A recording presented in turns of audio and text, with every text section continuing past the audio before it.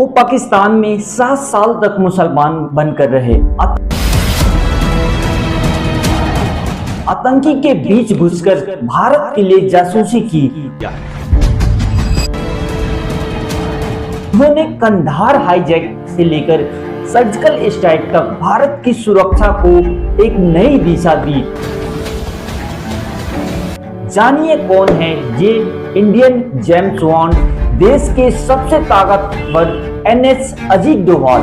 20 जनवरी 1945 को उत्तराखंड में पौड़ी गढ़वाल में जन्मे अजीत डोभाल की शुरुआती पढ़ाई अजमेर मिलिट्री स्कूल में हुई और यहीं से उन्होंने अनुशासन और देशभक्ति की भावना जगी और आगरा यूनिवर्सिटी के अर्थशास्त्र में एमए किया और लेकिन उनका मन था देश की सेवा करने का। 1968 में आईपीएस केरल कैडर्स में एंट्री लेती है और पहली पोस्टिंग कटायम केरल के एएसपी को तौर पर हुआ।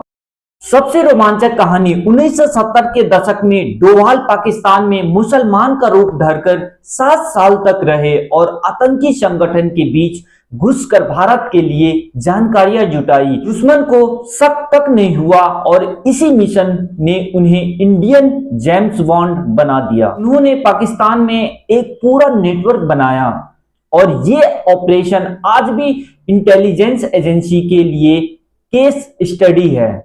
जब आतंकी ने IC 818 फ्लाइट हाईजैक की तो डोभाल भारतीय वार्ताकारों में शामिल थे और उनकी रणनीति से 190 यात्री सुरक्षित लौटे। पूरे हमले के बाद डोभाल ने पाकिस्तान में घुसकर सर्जिकल स्ट्राइक की और प्लानिंग की। 72 घंटे में आतंकी का सफाया कर दिया।